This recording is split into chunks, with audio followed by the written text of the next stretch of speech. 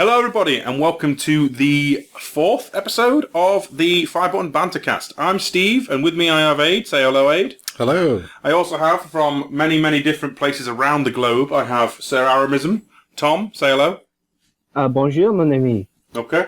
I also have the great Callum. Say hello, Callum. Hello, Callum. And last but certainly not least, one of the original three. Jay's not here. We've got the other legend. It's Spike. Say hello, Spike. You're right. You're right. So, this is sort of a special occasion because this is being recorded around the time of Firebutton's 7th anniversary. We've been doing this for 7 years of getting around a microphone and talking nonsense. 7 years. This is only the 4th episode. This is the 4th episode in 7 years. I know. Roll with it, Aid. Roll with it. All right. Okay. That's all right. Now we've got that out of the way. Good. Okay. We have an idea that for our anniversary episodes, we're going to just talk about our personal games of the year. All right. But first, we're going to do our usual segment. What have we been playing? Aid, what have you been playing recently, this month? This month? This month. This month, I have been playing Judgment. I've been spending all my time in Kamurocho. Okay, that's the Yakuza Yes. alike. It is, well, it's set in the same series, the Yakuza games. It's modern day, 'cause we weren't sure when we were discussing it earlier. It's set beginning December last year. Your main character is a guy called Yagami. He works as prosecution. So he's a judge guy? Yeah, he's a prosecutor. No, sorry, he's a defense lawyer. Sorry. Okay, so it's Phoenix Wright, not Miles Edgeworth. I don't know if this is based on fact or not, but in the game world, it says that 99.9% of the Japanese trials always end in prosecution. Mm-hmm. And he actually managed to get someone acquitted from a murder charge. Okay. So he became quite famous in it. I think it was around 24 hours after that, the guy who got off actually killed somebody else. Ah! And so becomes a disgraced lawyer, drops out of it, and then becomes detective, and that's where you pick him up 3 years later. Oh, so it goes from a disgraced lawyer to literally like a burnt-out cop kind of thing. Yeah. All right, so because Yakuza, so I would say the spiritual predecessors to these games, they're you are the worst Yakuza ever. You know, you're Kiryu, who does the least Yakuza-y things, like he helps kids across the street and all these other dumb things, and occasionally has a fight. And something to do with female panties. Yeah, let's not go that part. And then you've got Majima just jumping out. Majima, yeah. Is it anything like that, or is this more serious in tone? It sounds grim. It's a lot like the old Yakuza games. It's got the same feel to it. You're still walking around, still get Yakuza jumping out at you, trying to kick your ass. You just beat him up and walk on. The other thing that it does have some similarities with Phoenix Wright in the fact that you do gather evidence, you do present evidence. Oh, so you actually do the courtrume bit, even though you're not a lawyer. It's not in the courtroom. Okay. I've only finished the first chapter so far, but when you get to the courtroom, it all just seems like it's just playing through a cutscene. Mm-hmm. But when you're gathering evidence, you're talking to suspects, and you can call them out on the bullshit by showing them like photos or stuff. Say, look, he was doing this, tell the truth, or else I'll fuck you up. So is it still like that kind of semi-open world, but more linear like Yakuza, or? Yeah, it's exactly, Kamurocho is exactly the same. If you played Kiwami and then go into this, the streets are set out exactly the same. It's just, instead of like I want to say 80s, 90s kind of feel that the Yakuza games have, this is modern day. Yeah, this is a lot more modern day. There's drones in it and stuff. Okay. So you've got a partner with you. He's ex-Yakuza from the Todo Can. He's just funny as fuck. He just comes out of nowhere and starts beating people. Okay. Fair enough. So he's the bad cop to your good cop then. Yeah. The game's got English and Japanese voiceover as well, which is quite good because I think the older ones just had Japanese voiceover. Yeah. Yeah, I mean, I'm going to be real. I've only dabbled with a handful of the Yakuza games, and I know the PS2 one was voiced, but the last one I played wasn't, so... There's plenty of mini-games in it as well, which is quite good. All of them Sega, obviously. Mm-hmm. There's things like Fighting Vipers, the full game. Okay, the full game. The full game Fighting Vipers, Virtua Fighter 5 Showdown. Puyo Puyo. Okay. Space Harrier. You can't really have a Yakuza/Shenmue/this then without fucking Space Harrier. No. Something called Motor Raid, which I'd never played before. No idea. and their own version of House of the Dead called Camera Over the Dead. Okay. Where basically the citizens of Kamurocho are just undead and you're just shooting them light gun style. Fair enough. Sounds a bit more in-depth than I was expecting, because it's kind of been seen on, like, you don't normally see it taking the front stage at E3 and stuff, but I've heard everyone who's played it has had a fun time. It's honestly one of my favourite games I've played so far this year. It's been a really good ride so far. I'm hoping it'll get better as we go on. Okay. Well, I guess that opens the floor then. So, Mr. Tom, Mr. Aramism, what have you been playing this past month? It's been a funny old little phase for me. As them that know me, I've led a pretty strange gaming life. Some of the games that I've not even been near or touched is quite criminal, I guess. But no, I finally got around to finishing Fallout that I've never finished before. Which one? Fallout 4. Oh, okay. Fallout 4. Got around to finishing that. I have finally, trying to start playing through Borderlands 2, as what will no doubt be mentioned. Borderlands 3, I've heard it's coming from a few of the group. September the 13th. Could be good. So trying to play through that second one. And I've had a real weird hankering this last month for racing games and driving games. And I've been doing a lot of the Forza thing, which has been weird. I don't know if it's just a competitive edge that needed feeding, but I've seen screenshots you've been posting. I thought you were spending as much time decorating your car as you were racing. Yeah, the editing is quite cool.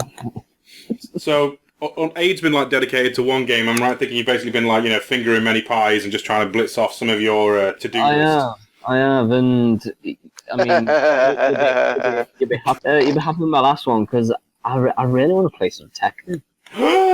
Yes! I want to play some Tekken 7. I want to get my Lily out. Okay. That's not a euphemism, kids. There's actually a character called Lily. Just oh yeah, I want to play Tekken as well. Yeah. Yeah, I mean, there was talk at one point of maybe throwing some multiplayer fighting game tournaments on the YouTube, so we might see if we can send Tom to the training camp, and then all of a sudden he just comes and thrashes me and Jay. But yeah, it's been, like I said, it's been a mad month. I'm playing a lot of things. Yeah. That's fair. Okay, Callum, what have you been playing? Very recently, I've been jumping back and forth between a couple of different games, to be fair, between editing and work and being an adult and all that nonsense. Responsibilities, man, they suck. I mean, it really does. But primarily, the game that's been taken up the last week or so of my life is a little indie game called Kindergarten. Kindergarten. It's This looks funny. It's messed up to all hell, and it's great. It's 3 years old now, the original? Well, they've only just had their sequel released, so I've just been trying to bomb through it so that I can get to Kindergarten 2. But basically, it's Groundhog Day mixed with some child's disassociated delusions of what the first days of big boy school are. Okay. Because basically, it's you're repeating the Groundhog Day part of it is you're repeating the exact same Monday all the time. So even when you finish the day, you'll go straight back to the start as if nothing's happened. But the aim of it is to uncover this big secret. I'm not entirely sure what it should be like for spoilers, discussing it and stuff like that. Okay, well, here's your 5-second spoiler warning. If you don't know what this is, then you can thanks for listening, and we'll see you later. Right.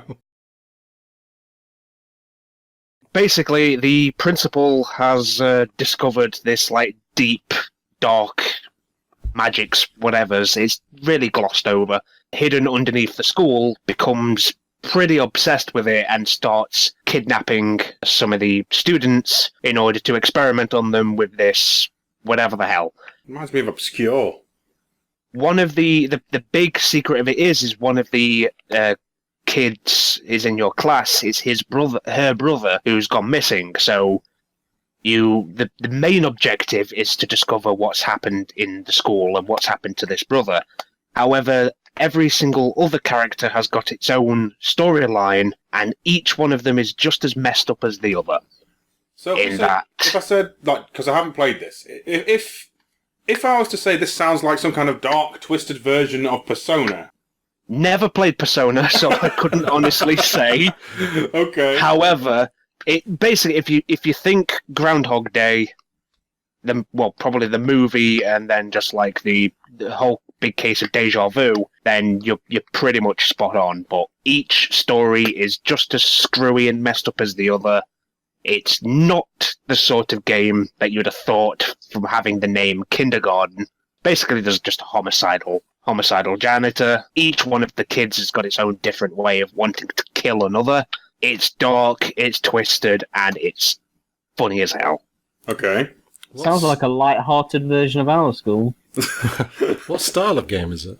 It's very it's pixels, basically. It's very blocky, but then it's just a 2D. Not even really. I wouldn't even put it as really in any specific genre. It's just an adventure, I suppose, puzzle around kind of thing, isn't it? Yeah, it's like there's not really type thing. Yeah, there's not really much to it, but it is extremely deep, and the puzzles are ridiculously hard. There's only 6, I believe, total. But the DLC looks very interesting. It's took me a week and a half to complete it because there's so much tracking and so much play through the day once and then having to learn what you've got to do next. And if you get any part of it wrong, you're going to have to restart the whole day. And it takes a long time, but Christ, is it fun.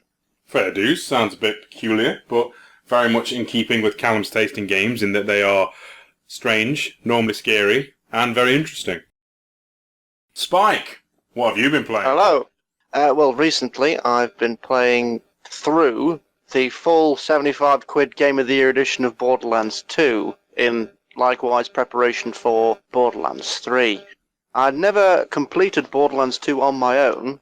I think I got about a third of the way through it when the Firebutton boys tried to go through it, but we spent so much time looking at Adam Heath at a vending machine, I think I finally went on to Assassin's Creed. To frame a scene for you, everybody, okay? Me, Spike, and Tom are fighting for our life against some unknown, abhorrent monstrosity. Then you smash cut to Adam. He's at a vending machine trying to figure out which green arrows are more important over the others, and we're just literally screaming for help. Like, dying, suffering, respawning. He is still looking at whether bouncing Bettys or flame grenades are the best way to go. Legends say that Adam Heath is still there now. Borderlands 3 on the horizon, and he's still trying to figure out if, tomato or tomato. But I've completed the main storyline. I have now completed Torg's DLC, the badass creator of Badassitude. I've also just this evening finished Scarlet Swan. Twice, because the mission tells you to do it twice, because it's fucking Borderlands. I'm now currently roaming around, as we speak, through the miracle of technology. I'm actually roaming around in the Hammerlock DLC, and I am really fucking lost because these levels are not put out very well. I love this. We're all just separately sat down microphone. I'm going to just keep playing. So technically what am I playing is what I'm playing now. I mean, it doesn't really count as a playthrough because you all can't see the fact that I'm really shit at this, so I'm happy. But it's been a fair bit of Borderlands. I've just finally managed, because unfortunately, a little bit of backstory, my Xbox One is toast. I have murdered that poor thing. So I have been relegated back to the dusty old 360, which is valiantly trying to take off from my desk as we speak. The fan in it's so loud. That being said, I'm having to go back and update all my games. So I've played a little bit of World of Tanks. That's taken some updating. I'm playing through Borderlands 2. Once I've finished all these DLCs, I suspect I may go back onto Black Flag. You think, silver lining, would you say that your Xbox One dying is making you appreciate your older games a little bit more? Or is that just me? I think so. I mean, I was talking to Tom about it a couple of days ago because I am looking forward to getting another Xbox One. I'm going to go for the high-end spec, and I'm going to get Borderlands 3. And I fully intend to cut through it with Tom like we did Destiny and so many other games, because when we are on it, it's hilarious. But it is not safe for recording, so please don't ask. That's on the horizon for me. I think Borderlands 3 is the next big purchase for me as well, to be honest. But I just going back to it, and the downgraded graphics What? Sorry, Tom, what did you say? Collaboration. Oh, okay.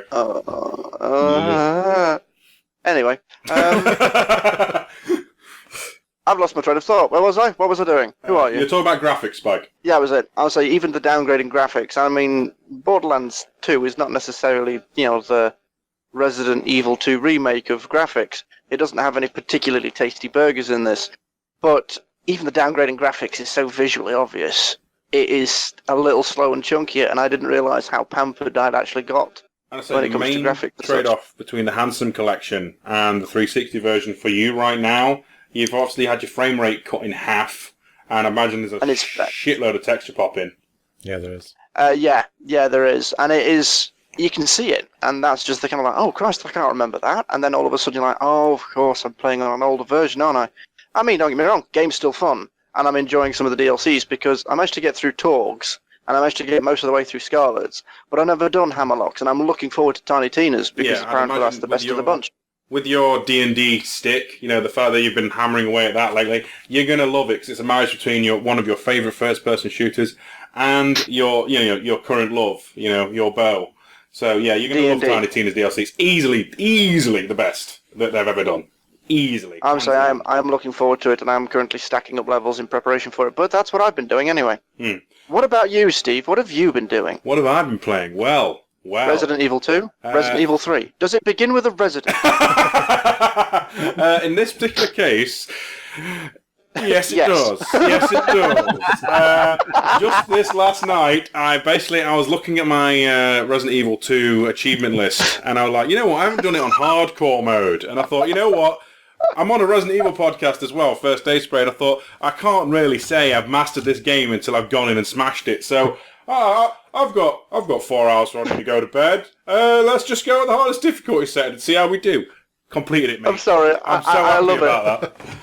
I love it. I just thought, have you played any Resident Evil, Steve? Not for 4 hours. But no, it was fun because when you're like, I've got to go to bed in 4 hours. I need to be up for work, and I pressured myself to blitz it on these hardest difficulty settings, and it comes to say I haven't touched the game properly in a week. 3 months. No, properly. I mean, in a more dedicated fashion for 3 months.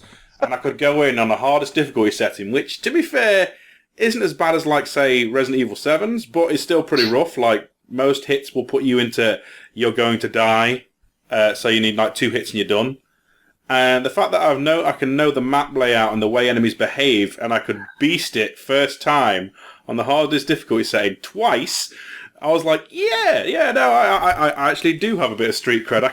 I do know my shit. Because now I've got an infinite ammo rocket launcher and a Gatling gun, baby. Yeah! So how long did it actually take you? It took me 2 hours each. 2 hours each? Yeah, I actually pushed a bit over. I was like, it's 4 in the morning. I need to go to bed. And it got to 4:45, but I did it for both of them. I technically have 2 scenarios left, but I've unlocked everything now, so I might have a fuck about run where I nuke everything with a rocket launcher and a Gatling gun. It's my game. I can do what I want. You can't judge me. We all know why I like Resident Evil 2, and I'm probably going to come back to it later in the podcast, so we're going to skip on, because hashtag spoilers. Steve's Game of the Year is... Exactly. So, with that being said, that's what we've been playing. Let's dive straight in, and just to keep things mixed up, keep things interesting, let's go with Tom. What would you say from the last year, from now until August 20th last year, would be your Game of the Year? What's your Firebutton Game of the Year? I think it's for just nostalgia, and it was sort of leading on from the Crash trilogy that came to be, and after it, the Crash Team Racing, but the Spyro trilogy, a lot of people bought it. It bought a lot of our age group, a lot of memories and a lot of nostalgia and stuff. And I mean, I like that. The further time goes on, I love a good old gander and trip down memory lane. So yes, there's plenty of other decent mentions, but I'm just gonna slide onto that one, I think. I'm going to say there's been many titans of Game of the Year material, but I would say that that's a fair shout, because one, Tom gets to cheat and actually has 3 games, and they're all ported really friggin' well. Like, I would put in like the closest comparison, putting Crash Bandicoot Insane Trilogy versus Spyro Reignited. I think Spyro Reignited has been done that extra bit more faithful, despite the fact, obviously, you know, they're still different graphics and all the rest of it, but the controls feel very much the same. You could even put the old camera back in just to piss yourself off. Yeah. Yeah. And 3's still the best. Going down this road, are we? I'm going to actually ask Tom, why 3? Why 3 specifically out of the 3? As whether on record or not, but it was just a phase in that late 90s where I just felt the third iterations of a lot of games nailed it. It was like, my favourite Crash is 3, my favourite Spyro is 3, as I've mentioned enough times. Tomb Raider, my favourite is 3. It was just... You like Tomb Raider? That late 90s, just third iterations of games, man. Cool Borders 3, to name another one that's completely random. The reason my thumbs click is because of Cool Borders 3. See, I thought that was track and field. Nah, I never thumbed it on track and field. I had my own techniques. I'm going to say, hang on, because I know for a fact Tom's favourite Resident Evil is Code Veronica, so this breaks that rule. Or do you not have a thing for Nemesis? Is Resi 3 not good enough? Yeah, I think it started as soon as you go into like PS2 era. It kind of broke that, didn't it? But all right. Yeah, that late. Not everyone's favorite game is Resident Evil, Steve. Okay. that mid PS1 era, late 90s, like 98, 99. There were a lot of number 3s that were good. No, I'd say that's actually the rule of 3, because normally you'd have your first one that breaks out the mould and is like, oh, this is this new thing. And then your second one, which is either more of the same, or they've tried to aliens it, you know, or they've tried something weird with it, looking at you, Metal Gear Solid 2. And then 3 is like either brilliant and fantastic, or it's a complete clunker. Yeah. So, yeah, no, I can see that. Ironically, my favourite franchise, that's a very different story. I would say 2 and 3 are very consistent. Callum. Hello. Game of the Year. Game of the Year is technically a little bit of a cheaty one. However, its official 1.0 release was October 17th, 2018, so I'm taking it. And it's something that's been discussed at length on a Firebutton video, but I'm just going to bear to repeat it. That's RimWorld. You need to explain the mechanics to this to me, man. I have no full idea of this. Basically, it is a 2D survival game. Don't try not to groan too hard hearing that. But it's a colonist survival game a la Sims, with AI built in, which basically the AI wants to kill you. It wants to build everything that you love. A little bit like a Game of Thrones episode. Build everything that you love, and then kill it randomly for no explainable reason right in front of your eyes, probably whilst you're not paying attention. Then that's your fault, surely. If you're like, not. Well, if I'm off looking at something else, if a raider's just popped up and then one of my characters decides, do you know what? Fuck it, I'm going to be really unhappy, and I'm just going to. I'm going to be really unhappy. I'm going to throw a tantrum at the fact that my room is a bit too dark, and I'm going to bludgeon another character to death. It's grim. This genuinely happened. It's one of my first deaths in RimWorld was during the tutorial. I'd set a couple of friends up to be the pawns, and to get them lined up to do part of the tutorial of attacking a raiding colonist, I sent one of them forward to do melee damage, another one was stood behind with a rifle, and instead of shooting the attacking colonist, shot at the point her girlfriend in the back of the head, paralyzing her and giving her permanent brain damage. So it was literally just a straight off the bat, this colony is screwed. Yeah, sounds like our Destiny playthroughs. I'm just thinking, like, the whole naming characters after the people you know thing, I've just realised every single member of this podcast has been in the XCOM 2 series, and I'm the only one who's died. I have had quite a few people in previous colonies who have been named after, well, specifically you guys, as well as other close friends.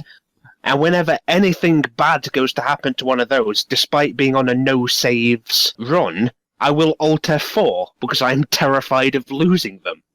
Aww. It is the game hates you at everything you try to do. The AI will try to undo it in some way. Random encounters, random blights, aforementioned bloody tantrums. Everything is built to both help you and destroy you. It's for me the best version of The Sims. So when you say Sims, is it like a 2D game or a 3D game? Yes. No, it's a top-down 2D game. Okay. If you've ever seen Prison Architect, all right, it's very Prison Architect-y. All right. On to our next one, Aid, Game of the Year. You've got I know you've got this prepared, so Yes. convincing, very convincing. You guessing? Toe Jam and Earl, Back in the Groove. Oh, no. No. Assassin's Creed Odyssey. That's the one. Okay. I thought I was going to say Destiny, didn't you? Part of me did think, because considering that for the first couple episodes, this did become the Destiny podcast. But What is that fucking thing I was playing? I am actually curious to see what you've got to say about Odyssey, because I gave up on the Assassin's Creed franchise after the First one? last one, Origins. So, Assassin's Creed Odyssey is nothing like the rest of the Assassin's Creed, what, even Origins? even Origins. Okay. It's a complete departure from it. It's more in line with A Witcher, Okay. really. Basically, you start out, you pick a character, you can pick the Is it the female or Patroclus male. and Alexios, is it? Yeah, Alexios or Cassandra. That's the one. I'm thinking of Soul Calibur, sorry. No, but you're given a generic non-gender name throughout it, which is Mystios. Mm. So that's how everyone just refers to you as Mystios. Plus But it it's saves on voice lines if they only have to say the one. Yeah, it's like the Mass Effect thing where Shepard. Yeah. So yeah, there's actual dialogue trees in this as well, so you can talk to characters. Is the historical simulation aspect that the original Assassin's Creed was big on not a factor anymore at all? It's still based on like a historical part of. Yeah, and what I mean is there there's some dudes in a suit going, we're going to plug you in a machine, and this is your past relative. You still have the modern day stuff as But well. you've got Medusa and stuff in it, right? Yeah. But the modern day stuff's been more or less stripped completely out. You only dabble with, I think her name's Layla a couple of times in the actual game. Right. This one's based in Greece. It's around the Spartan era. Yeah. So it actually does tie in with Leonidas. As in 300, Gerard Butler, Yes. this is Sparta, kick. Yep. Okay. That Leonidas. He is... This is airbrushed abs. Yeah. Yeah, if I remember, he is your mother's father? Or it could be your father's father. Okay. Granddad. So he's a granddad. Basically, yeah. Granddaddy Gerard. The main premise is when you was small, there was an oracle who says that he had to sacrifice his youngest child or the Spartans would fall. So I don't know if it's like the start of the game. I think it's like a little bit further in the game. It shows you the cutscene with it. And they're actually holding the baby up over one of the mountains there and about to throw it over the side. Oh god, so like a dark retelling of The Lion King. Yeah, whoever you pick is obviously the older sibling of the two. Right, and they stay. For me, I picked Cassandra. So in my cutscene, she goes running to try and save her brother Alexios being thrown over. Tackles the guy with her, and they both go over the edge. And then, having to hold up Spartan law, her father, who's called Nicholas, he actually went over to him, knelt down to her, picked her up by the arm, and then just flung her over the side. And all the time, her mother's watching and screaming for it. Oh, so definitely some bad blood there, some Tekken level Heihachi Mishima shit, throwing your kid off a cliff. Yeah. Okay. As far as the story's set, you're playing like a mercenary, just going around doing random shit. Can you choose your morality? Not really. I mean, even though there's dialogue trees in it, it doesn't really seem to go anywhere. You get negative reactions, but it doesn't seem to impact anything. Are we talking kind of like Fallout 4s and Mass Effect Andromeda's, where you're pretty much you'll say yes, but you might say yes in a snarky way? Pretty much, yeah. Okay. There's nothing so definite in it, although there is definitive points in it where it can alternate the ending for it. How can you have an historical reenactment with alternate... to be fair, you're already picking a player character at the start, which can change the entire narrative, so that's very strange. Why Game of the Year material, then? it was just so different. And honestly, I just went into it because it was one that I'd not played yet. Yeah. And I'm a big fan of the Assassin's Creed series as it is. I think you've got like every single one, including like the tiny like mini game ports and things. Like Pretty much, yeah. Yeah. I think me and Spike are like the big fans of the series. Yeah. I mean, to be fair, I'm just gently here waving. I say I think both Callum and Spike have like big tattoos. We do. Yeah, Indeed. dedicated to the Assassin's Creed franchise. So there's some sick ink, Including the crap ones. including the crap ones. In terms of skill trees and whatnot, it's been simplified from Origins. You've just got 3 main skill trees, which are the more prominent on the map, so you can actually select which skills that you want properly. So, if you want to skill all into stealth, you can do that. Or if you want to be all into all-out combat, so you don't have to stealth around, just run and beat the shit out of people, you can. Kind of sounds like Shadow Mordor in a way, because that only had like a handful of skill trees. That was a very like low load bearing and picking out what you had to level up your character into. But the different thing about this from all the other Assassin's Creed is there's no hidden blade. Okay, what's the supplement then? It's Leonard's Leonard's spear. spear. Oh, You've got the end snapped off and you carry that around with you as a memento. is this the spear that would have pierced Xerxes' face or something? Yeah. Okay, right. Your grandmother? Elderly relative. Yes. Would have picked it up off the floor and it's been handed down to the family. Oh, okay. So a murdering heirloom. The God Killer spear. But it also turns out that the spear is also part of the first civilization. Oh, the Piece of Eden stuff. Yeah. Alright, I get you. So it's an ultra-powerful spear, which obviously upgrades. I think one of the top upgrades, if you go and stealth kill someone, the bodies actually disappear off the floor. That sort of stuff. Because that's historically... This is something... Okay. Not admonishing it or saying it's a bad thing in any way, but can we just take a moment to appreciate how far from Assassin's Creed 1 we are now? Yeah, I know. Because Assassin's Creed 1 was like the closest thing we got to Hitman, but medieval. And now we've got space spears that make bodies disappear. And you can go fight Medusa.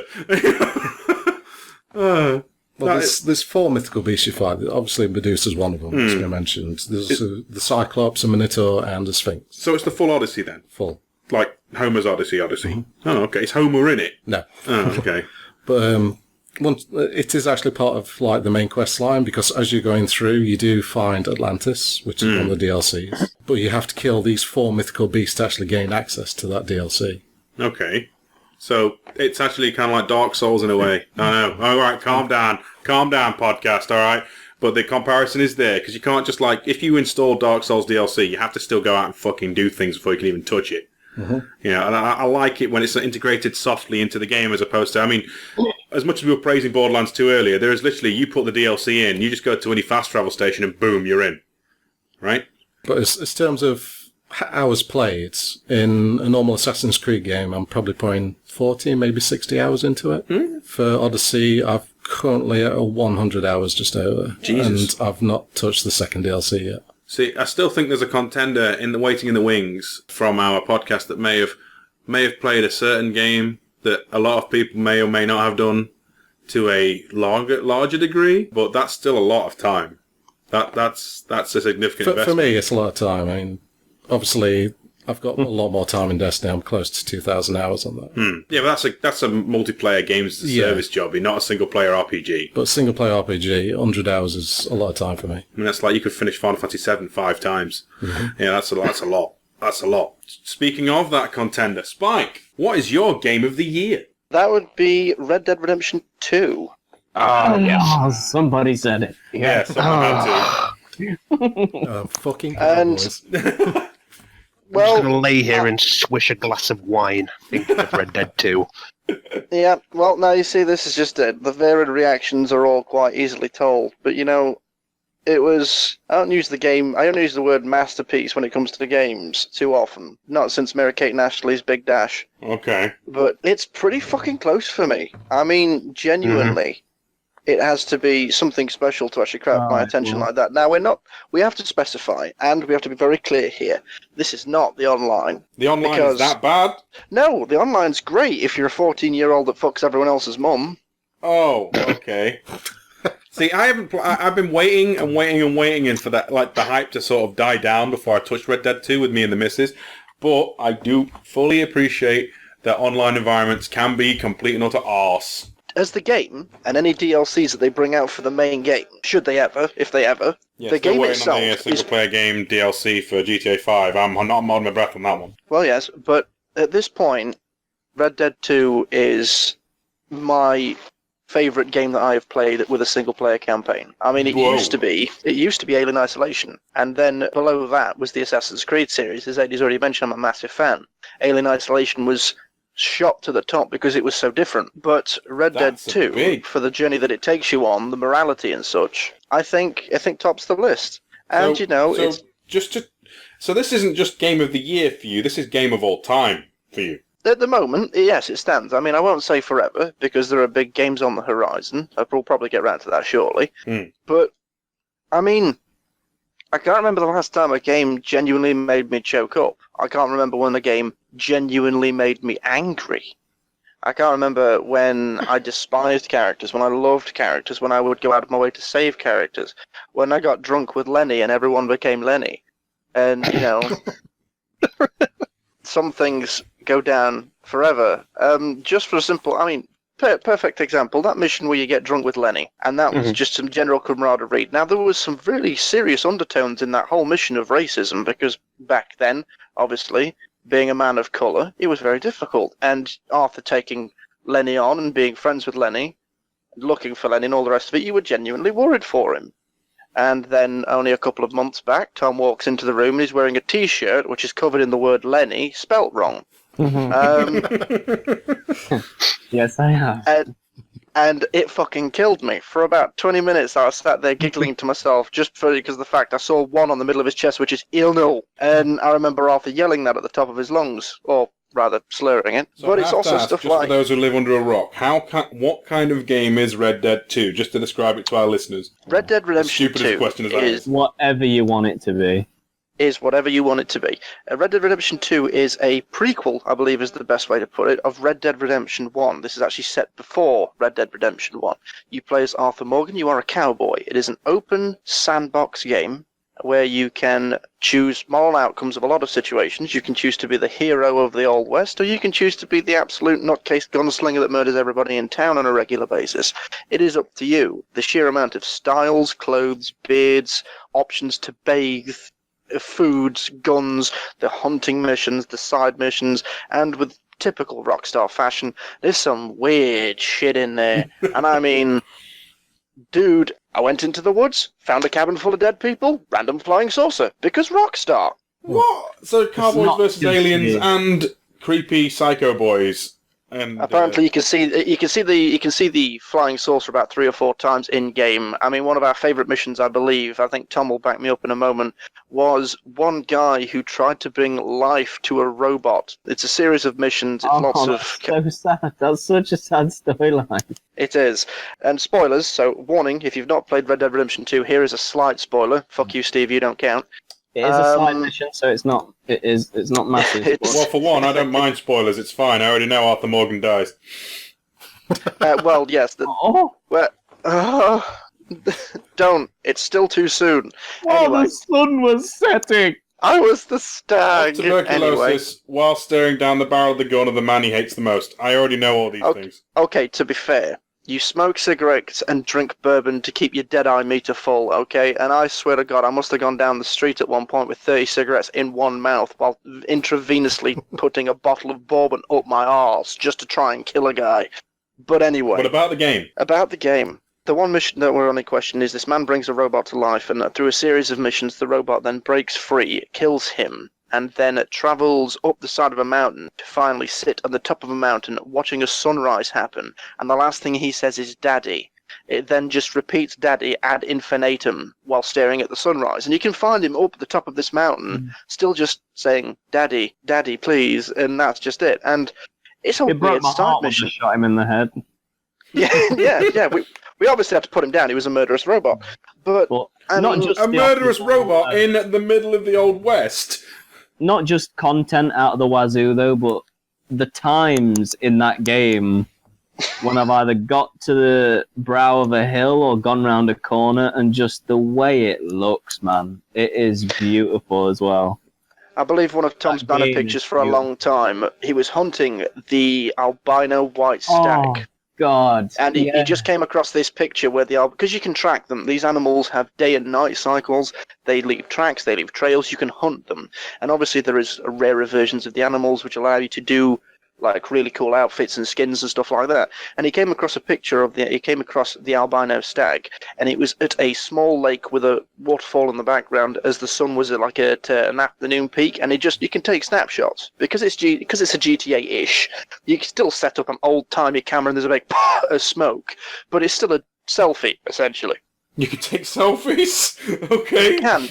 You can in fact take old western selfies. It's a little bit breaking of story, but it's worth it. And Tom's picture was stunning. Moose drinking from the lake, this majestic white beast drinking from a lake, and because of where the sun was and the waterfall, it like caused a rainbow over the lake. I was like, what the hell is this? This is unbelievable. I've got to ask. Now, what's with the mountaintop views is amazing. I've got to ask because I've been quiet, and I clearly know that if Spike hadn't got this, it could well have been Callum. Tom's saying things about why he likes Red Dead 2. What about you? I cannot agree with what Spike said more. In that is quite frankly simply a masterpiece. There's not a lot to it that I can actually say is bad about the game. The characters are so lovable. The story, that's probably one thing I could say is kind of bad. The story does really chug at times. Sometimes, yes. Yeah, but when it does pick up, it picks up hard and it picks up fast. And it's just there's no amount of good things I can say about Red Dead 2. It's purely is just a stunningly beautiful game that's had so much good thought put into it. It deserves all the praise it gets. Okay. Just to round off with a couple of things really quickly. I mean, first of all, there was a lot of choice, as you'd expect with any GTA games. I mean, we were joking about it the other day, but me and Tom had this particular thing. The one thing you will learn if you have not played Red Dead Redemption 2, or you have and you'll know exactly what I mean, is the death of your horse. Once upon a time, in Red Dead 1, when your horse died, you could literally just click into your menu, click a certificate of ownership, and another horse of the same type would appear very quickly. You lose your horse dies, you will feel it. That got me more than the Arthur bit, because it happens literally about 10 minutes before the Arthur thing, doesn't it? And that got me way more, because that horse has been with me for a long time, and I'm talking from after about 10 hours into the game up until when I finished it, which took a long time. Are we talking never-ending story levels of grief when Artax is being sunk into the lake? Right there, yeah. So Swamp of Sadness.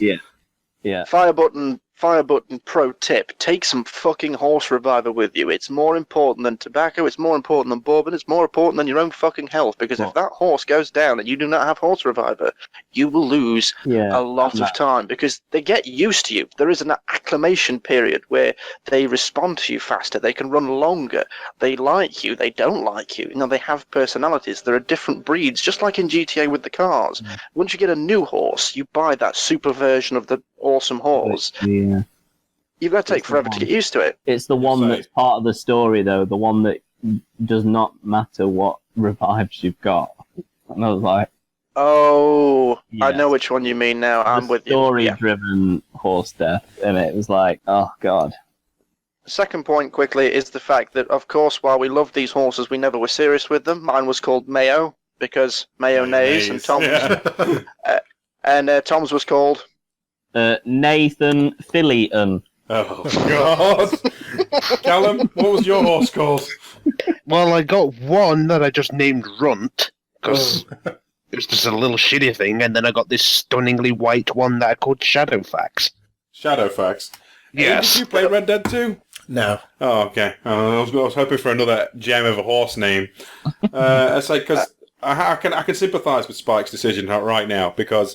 out of all the Rockstar games, and because I haven't played Red Dead 2, I can't count it, Red Dead 1 is my favourite Rockstar game from their entire library, followed by Bully, followed by Vice City.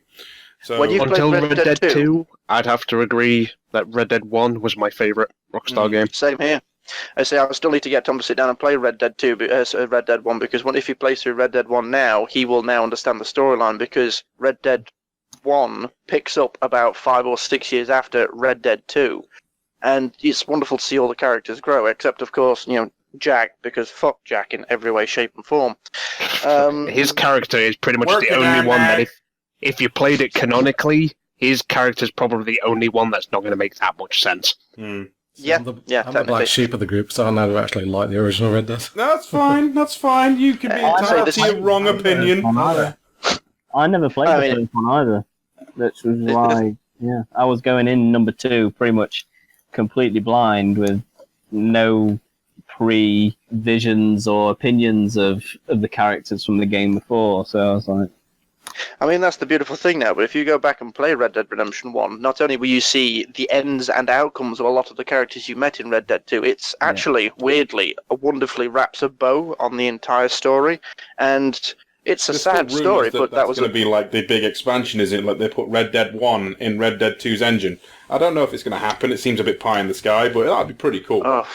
That would be pretty cool. And just to sound off and round off on these things, while I've been going on and on about Red Dead 2, just because we've all kind of can pitch in for the most part and say what we do and don't like. Here's the thing that we don't like. I love the fact that it is a stupidly powerful cowboy simulator. You can sit there and look at these wonderful rainbows across a lake, and there's a white moose, and then you'll turn around and there's a horse floating 6 feet on the air doing circles for no reason at all. Because it's a GTA engine, and it is buggy as fuck, and some of those bugs are some of the best bugs you'll ever have. So it's still a Rockstar game at the end of the day. Yeah. And that being said, the only thing I don't like, we go back to the online, and we think it's because of the griefers. You can have servers, like you can with GTA 5, that are just you and your friends. So you don't have the random nutcases sat in a bush with a sniper rifle. The moment you walk past, they'll shoot you in the head and then do a dance on your corpse because they have emotes, because it's Red Dead Online. So you can do your own single servers. What I didn't like was the economy of Red Dead 2, which when it went live, got such a battering, and justifiably so. Perfect example, so I can close Red Dead 2 down and we can move on with the podcast. In-game, a cattleman rancher is $150, okay? Your basic cattleman rancher. You hold someone up at gunpoint, you'll get about $15. You find a chest, maybe $50. A gold bar, that's $500 right there, okay? So there's your economy in-game. But on the online, the Cattleman Rancher pistol, so the basic bare-bones Cattleman Rancher pistol is $1,500. And I'm going to use the 3 same examples again. Holding someone up at gunpoint, 35 cents. Finding a treasure chest, $5. Finding a gold bar, it's actually in-game, it's actually out of online currency, so you would have to pay like £5 for 5 gold bars. Yeah. So the online... They made it a grind fest, a ridiculous grind fest. And make a terrible grind fest. Even in GTA 5's online, the guns were a little bit more pricey, but you could still make money at a reasonable tick to buy a fucking pistol. Yeah. It killed it, mate. As soon as we realised what we had to do just to get the basic weapons, because you obviously start with the bare bones equivalent. Yeah. And we wanted to for a sniper rifle, because the first few people that did grind the hell out of it and were the first ones to afford a sniper rifle, it then became an absolute hell for everyone that didn't have one. Yeah. And this is just it. I mean, the thing about it is, the worst thing about it is, you would get the bare bones basic online nag of a horse, and they wouldn't even shoot you. They would shoot the horse, then leaving you stranded in the middle of fucking nowhere, and easy pickings for any griefers.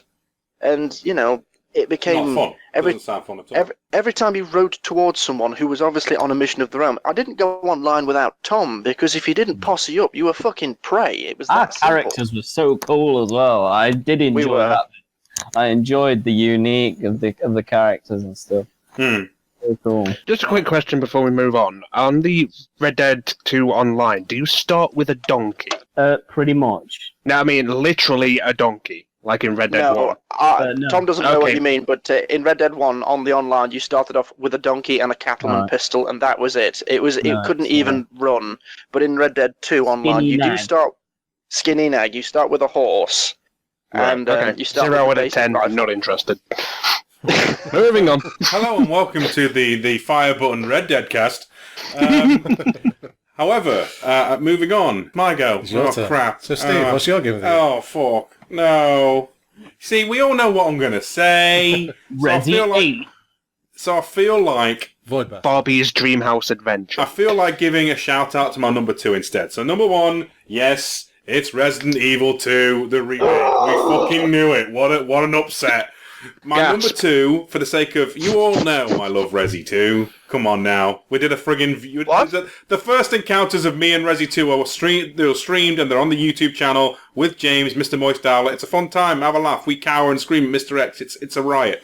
But my There's a number Resident 2, Evil 2. There is a Resident Evil 2. My number 2 game of the year is Devil May Cry 5. Good shout. Yeah. And the reason being is I am one of those people who I can understand why people like it, but when DMC came out and it was a very different game, you've took these That's iconic putting it characters. nicely. You took these iconic characters and you've twisted them. And honestly, like I said, on the fence here, I can tell you, like I say, it's a good action game. It's a fun time. Really, genuinely cut me deep and pissed me off. So I'd be like, yeah, you have a fun time. I'm just like going to cry in a corner. And then DMC5 gets announced. And it's literally, no, it's the old gang. You know, the Scooby gang is back. Come and have a laugh. You'll go beat Virgil up at the end. Fun time. The action's amazing. It's easily the best 3D action game I've played in the past 2-3 years. And yes, that includes Bayonetta 2. It's just so much fun, and the soundtrack is still on loop in the car, because, you know, Devil Trigger is a jam, y'all. I love that. Bam, bam, bam. Yeah. On my Devil Trigger. But, you know, you take, Dante's back, but now Nero's back from DMC4, and somehow he's less of a tool, and is more enjoyable as a playable character. And then you've got V, who's like, let's take a JoJo's Bizarre Adventure stand kind of system, and you're an old dude with a pimp cane, walking around while your minions blast things, you go for the final kill, and the music just kicks up, and you're like, this is a ride, y'all. I'd say the boss fights are a bit meh, and the environments vary from, here's this grey, not quite London city, and here is this dingy, organic, flesh-covered hellhole. But the actual battles themselves and the way they play out, your character's maneuverability and style, it's a banging time. It's a real fun time. It is lit. It is well lit, fam. The downside is it's a tad short. You'll blitz it in 12 hours. It's Still haven't finished it. Only 12. Yeah, it's got like an infinite horde mode kind of. Well, it's not infinite, but it's got like the Bloody Palace from the earlier games, which is like a score attack survival mode, and you have to blitz dudes with various moves and things. I mean, each of the 3 characters have their own unique moveset. They all have their own unique Devil Trigger transformation. Dante is still carrying like 14 fucking weapons into battle. Nero's got his mechanical death arm, and then obviously V's got his 3 minions, his 3 little, like, stand-in creatures. But overall, it's just a fun time. It's hard for me to kind of, like, make it sound like it's as riveting, as deep as something like Red Dead 2, because it's not. It's, like, if Red Dead 2 is some iconic thing like, say, the Shawshank Redemption, but with cowboys, Devil May Cry 5 is fucking Power Rangers.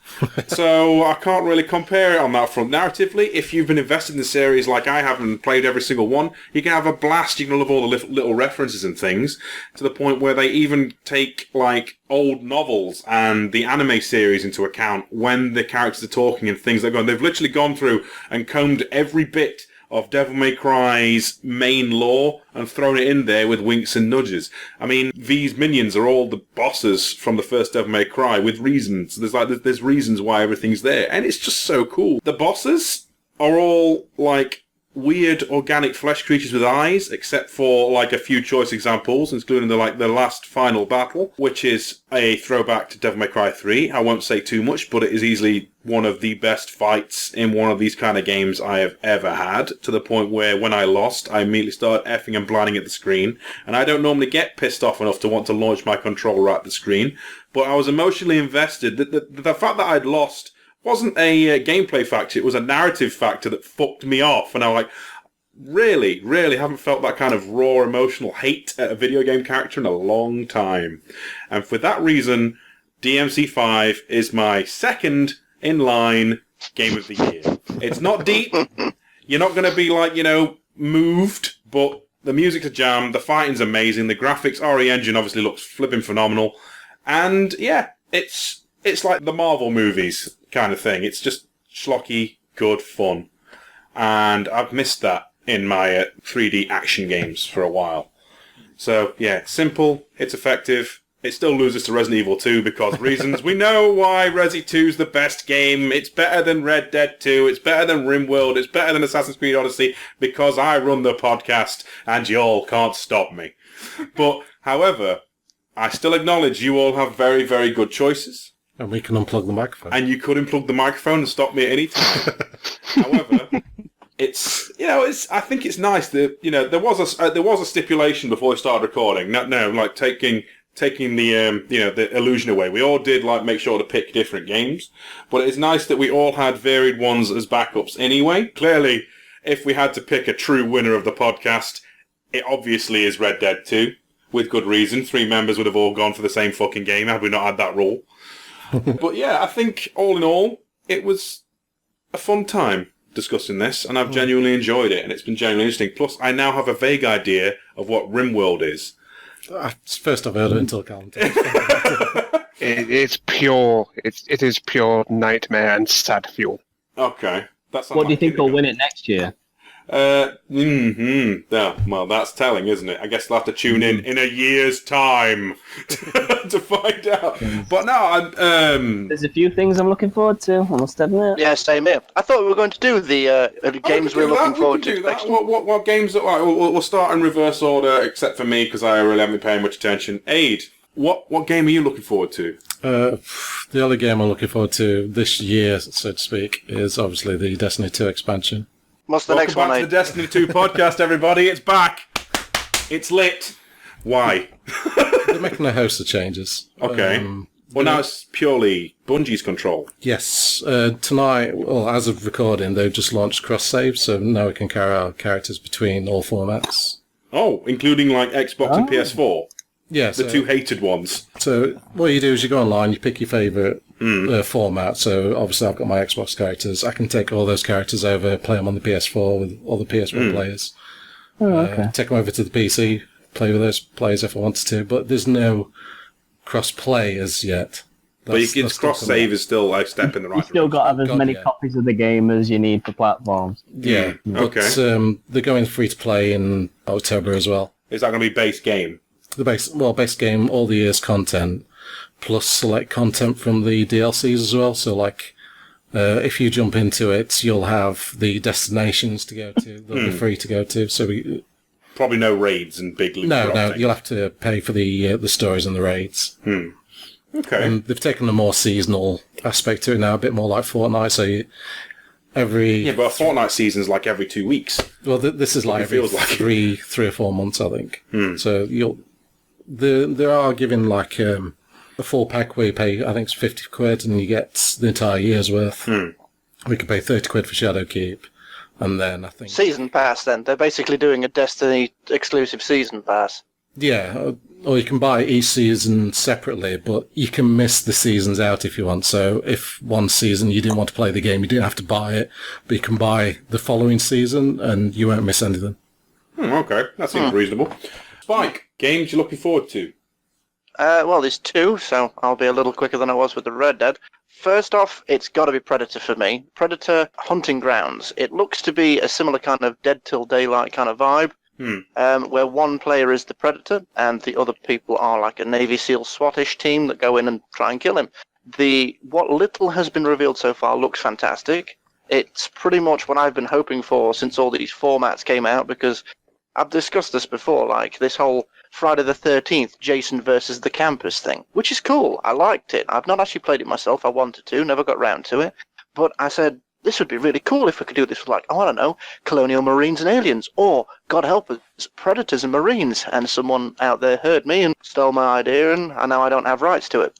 Yeah, that's why we never talk about what you want to buy near a phone. Apparently Facebook listens. Tinfoil hats on. Sorry, what? What? That... We trust our governments. Anyway, Cyberpunk? You bastard! God damn it! God damn it! I think that's pretty much all of us. Yeah. Is that the Red Dead 2 of the future?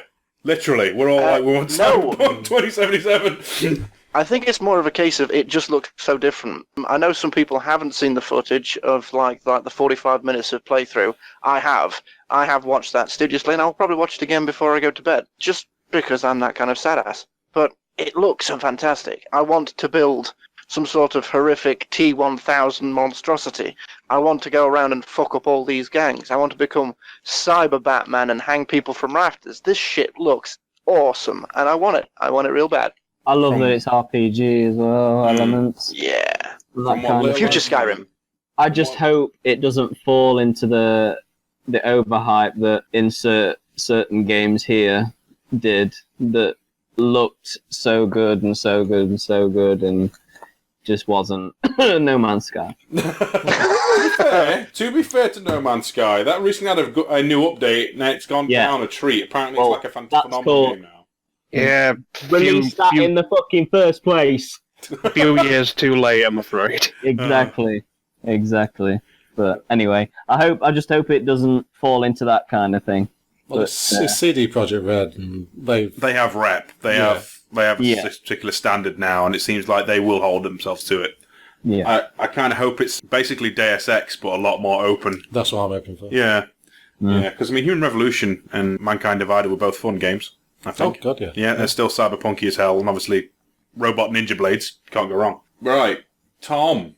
Okay. I have a couple as well, but I'm pretty confident it won't be anyone else's. One that's pretty imminent, I think, September, finally porting and coming to the Xbox. DayZ.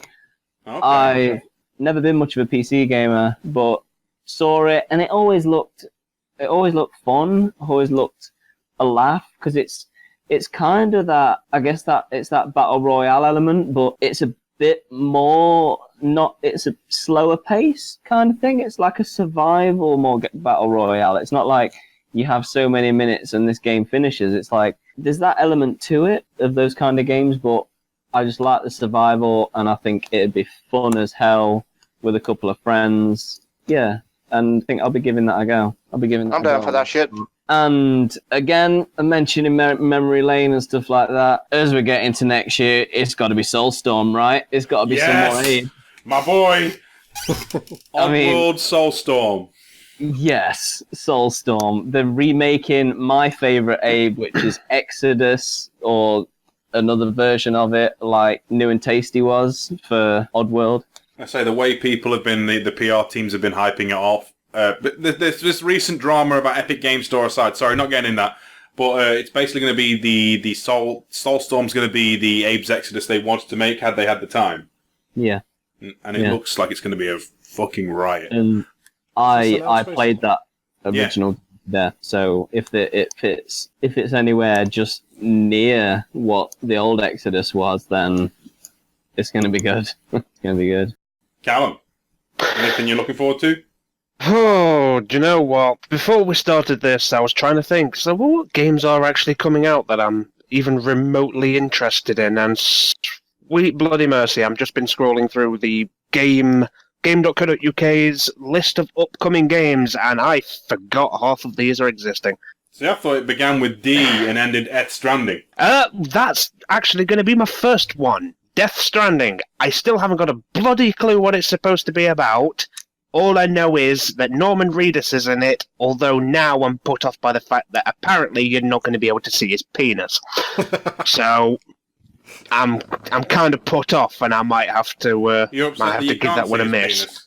Yes. Are you objectifying this man? That's the bit. I'm not objectifying him. I find him an extremely attractive man, so... Okay. Well, you know. Especially his Norman penis. Yes. Damn it, Spike. But I'm just going to very, very quickly run through my love for Death Stranding is I was hoping was going to be the Silent Hills that we are never going to get. No, I am still on the fence, to be honest with you. It's not going to be anything like Silent Hills. It's got no connection to it. The only connection it has to it is the fact that Norman Reedus is in it. See, I think Death Stranding can go one of two ways. Because obviously when Kojima was making Metal Gear, he had at least a bit of like someone holding the reins. And now that this is full-on Kojima Unleashed, this could go either the kind of the Star Wars route where he pulls a George Lucas and basically does the equivalent of the Star Wars prequels to his own series and stuff, and makes it kind of like, you made everything kind of shit now. Or it's going to be the second coming of God. I think the one thing that we can all agree on is Kojima is a nutcase, and it's going to be great one way or another. But the man is in need of an editor. Yes. If any of his previous work is going to go, the man needs someone to tell him to fucking calm it down and pick different things. Somebody to pop a pill in his mouth and just tell him to go to sleep for a bit. Yeah, we don't need laser cowboys from Planet Zod, Hideo. It's fine.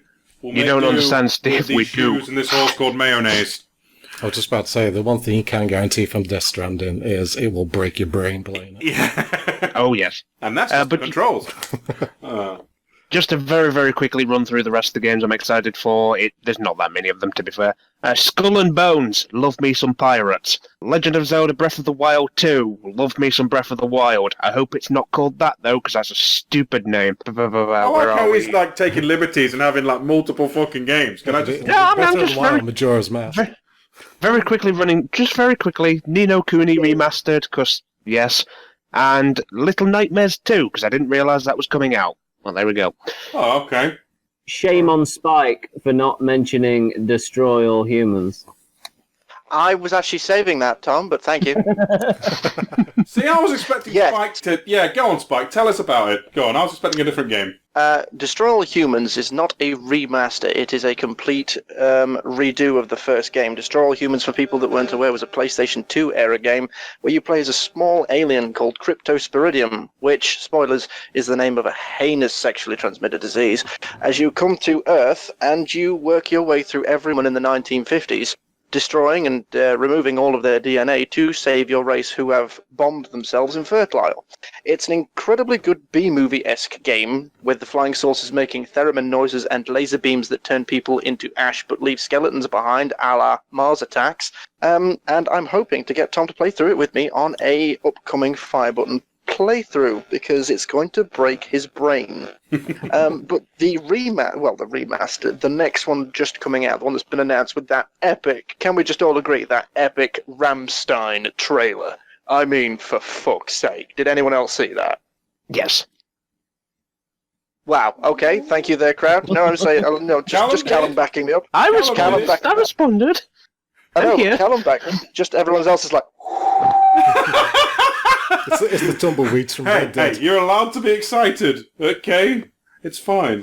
Okay, if you want to check it out then, guys, just so you know what the fuck I'm on about, they did just only a 2-minute, not even a real spoiler trailer. It was just a teaser trailer, and it's got Rammstein in the background, and it's just got Crypto jamming out to Rammstein, Du Hast, I think it is. And it's great, and I'm looking forward to it, because if they stick to the game, because the only thing about these Crash and Spyro, they have stayed so close to the source material for these remasters and remakes just recently. If they do that with Destroy Humans 1, they will have a masterpiece on their hands, because people will take that generation of game and they can go through all the sequels again. I'm hoping. We are hoping. I do ask the panel, the judges, if you will, a prediction, because we haven't mentioned it at all, and I'm a little surprised. What's everyone's prediction for the new Star Wars game? Fallen Order. Kind of middle of the road for me, because it's EA. I'm still expecting it to get cancelled at the last minute. Well, there is that. I mean, this is the thing. They've promised to make it no mini-transactions. They've promised to make it no ridiculous amounts of DLC they need to update. And it looks like a big Star Wars RPG. The fact you can even customize Keel, whatever his name is, all the way down to his lightsaber, and literally customize every item of him. Put me off that game is hearing about the battle system. It's more Souls-like. It looks more Sekiro-like, if I'm honest. Well, it's not like the old like Force Unleashed. No, the only reason I asked for predictions, guys, is because it's a big EA game, and I'm just curious to hear what everybody thinks. Because I would be excited about it, but one, it's an EA game, and in the They've trailer, earned that rep, everybody. They've earned that. And in the trailer, there was what looked like a giant spider, so fuck that shit, I'm out. No, Cal loves spiders. I'll definitely give it a look, but I'm not excited for it. No. Yeah. Okay. Right. I'm gonna cheat because Callum had about 50. I'm gonna have 3. All right. Well, I've definitely got another. It's probably going to be the same as one of yours. Okay, so one, I think everyone in some way on this podcast is going to be dabbling in it. It's Borderlands 3. I'm not even going to go into why. It's Borderlands 3. I've loved every Borderlands so far, even Tales from Borderlands, which is the best Telltale game. Number 2, Doom Eternal. Okay, there's a caveat here in that Bethesda have kind of fucked me off and disappointed me in the past couple of things they've done. Like, they fucked up porting Doom. But, you know, Doom Eternal could still be hype as fuck. Shooting demons is never a bad time. And Doom 2016 was the most refreshing first-person shooter I have played in God knows how long. And my last one, very simply, Fallout New Vegas 2. Sorry, The Outer Worlds by Obsidian. It literally looks like it's going to be Firefly meets Fallout in space. And that's just, like, so far up my street, it is mowing my lawn. You know, it's perfect. I'd forgotten about that one, but yes, I was rather interested in that too. I mean, it depends how they want to go with it, because it could be somewhere between, like, Borderlands, it could be somewhere between, like, Fallout 4, the good Fallout, not Fallout 76, because we don't talk about that one. See, I'm still thinking it's going to feel like a Bethesda RPG, but it's not made by Bethesda, is what I mean. You know? Yeah, I'll give you that. It might still have the same kind of clunk to it, but the dialogue's going to be spot on, the gameplay's going to be acceptable, and the environments already look amazing and interesting. And let's be fair, Fallout's great, but it's mostly brown and green, you know, as opposed to the vibrant, like, hippie colours of a cartoon show that this thing looks like it's going to be. Easily something I'm really looking forward to. Aid, you say you've got one more, and since everyone else has had, like, a smorgasbord round, I'll let you have it. What's your last game you're looking forward to? 4 words. Streets of Rage 4. Yes! My man! Boom. Yes! You know, because who doesn't want to beat the shit out of Galcia again and again and again? And you, Y-Signal, you thing. Oh, the game just looks stunning. The soundtrack's amazing on it so far from what we've heard. And the new character looks fun. Cherry. Hunter. Yeah. Sounds like a dodgy porn star name, can I just say? Can we say that? Cherry Hunter. Does that mean Adam's a dodgy porn name? Well, Adam Hunter just sounds like a generic anime protagonist. Yeah. Cherry Hunter sounds like... Yeah, I'm looking for virgins. Yeah. Yeah. So, with that all being said, we keep it classy here on Firebutton. The other end of the spectrum. Oh, okay. Well, we're winding down. We're back in. What? Go on, Aid. Well, how about that? Most disappointing. Most disappointing. This is going to be a 4-hour-long podcast, man. We'd have to go into great detail. Most disappointing game of the last year. Yeah. I still enjoyed it, but Bloodstained Ritual of the Night. Really? Yeah, like, it wasn't what I was hoping it was going to be, but it was still a fun time. Like, that's why I'm disappointed. I'm not mad. I'm disappointed. He's not mad. To be fair, he was opening it up by hoping it to be the next Resident Evil, so he's always going to be disappointed. Oh, no. I was hoping this to be the next Castlevania. Different thing entirely. Spike, in like a sentence and a bit, most disappointing game. I've got to pick it, I suppose. I like the new Far Cry 5, but it's never going to be Far Cry 3. You just stole Tom's, didn't you? Yeah. Did I? Tom! Well, to be fair, we played it together, so... Of the year? Yeah, worst. Ooh. Yeah, there really hasn't been. I just might have to double up, because it was kind of one of those things. It was just...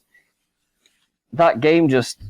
In the previews and stuff, it just got me. It's like in the South, in the America, and it was like all rednecks, and it just looked so cool, and explosions and country music.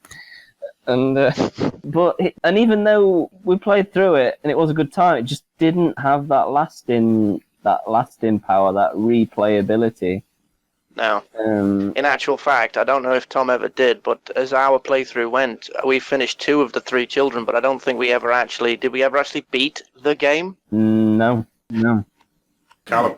Semi-cheating, because this was officially released later than a year ago, but it's generally the only game that I found disappointing for the last couple of years, and We Happy Few. It was... Oh, yeah, that had a lot of promise as well.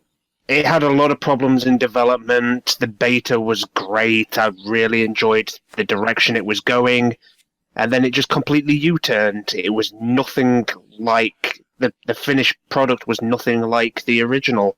And say originally, the beta. It seemed like it was going to be like a London-y thing but with weird drugs and trippiness in the 60s. But basically, Sir, Are You Being Hunted? Like a survival game. Yeah, basically, Sir, Are You Being Hunted? There is an aim of escaping, but in the beta, I almost managed to beat it, but it was by the skin of my teeth. Whereas in this, I didn't really have that much of a issue getting through to like the third city, and it was just. We tried to make it into a crap Bioshock. They tried to make it bigger than they should have done, and they should have left it where it was, because it was a post-World War II depressathon, and they should have left it there, but sadly they got greedy, and it completely ruined the game because of it. Aid. Anthem. Wow, okay, why? Good shout. Good shout. The actual game itself, when you're playing it, it feels amazing. Flying through in the mech, shooting things, it's great, but there's nothing else there. There's no content to it. And for a live game, that's pretty much unforgivable. I feel like we have actually witnessed the death of BioWare now. Really, they've done shit. They've done so many shit games in a row, so to speak. Mm. I mean, you've had Mass Effect Andromeda, which was a bit of a flop. Admittedly, it was the B team, but it was a flop. And then you've got Dragon Age Inquisition, which was 50-50. The amount of people I've found that like it, and the amount of people that hate it. And then you've got Anthem, which I have not heard a single person say a good thing about. So I know quite a few people who've played it, and we all agree on the same thing. It does feel amazing to play, but there's just fuck all there. I will go with an original one. I will go with my own decision for it. And I'll keep saying it until they do otherwise. But again, this time it's you, Shadow of the Tomb Raider. I mean, I will always be tied to that name and that series, and I will always check them just in case they decide to get their act together and get it right. But again, since the original of the new lot, each one just gets added to that list. It's just not that. I think it's just the way I want to see it more than the game. So I'm you'd sure say the game was game. probably fine, but you were personally disappointed with it. I don't know, because I still see them through these glasses. And to me, it's not a great game. It just went in more the Uncharted direction. Yeah. It seems to be and Lara's a DNA lot is of getting more people- on Nathan Drake. Yeah, a lot of people love the Uncharted, and Uncharted's aren't bad games, but that's Uncharted. Yeah, it's not Tomb Raider. Yeah, it's like, we play Uncharted if we want Uncharted. Exactly. I want block puzzles, damn it. But no, okay. Right, boys, it's been fun. We'll have to do this again next year. I think it's safe to say. We have opinions on games, and honestly, been a good year overall. Only a few clunkers at the end. Even though I say Bloodstained is my biggest disappointment, still a fun time. Still had a good time with it. All right, but no, this has been the 4th episode of the Firebutton Bantercast. We've been talking about games of the year, and inadvertently we've touched on all sorts of other subjects as well, including disappointments. But yeah, I've been Steve, your host. With me I have had the illustrious Aid, Spike, Tom, and Callum. We are currently available on Spotify, iTunes, and Google Play, as well as a rundown on YouTube. If you've enjoyed this content, then by all means like, share, and rate as you see fit. If you disliked it, by all means do the same. Either way, thank you for listening, and from me and the gang, bye! Bye. Join us for episode 8 in 2026.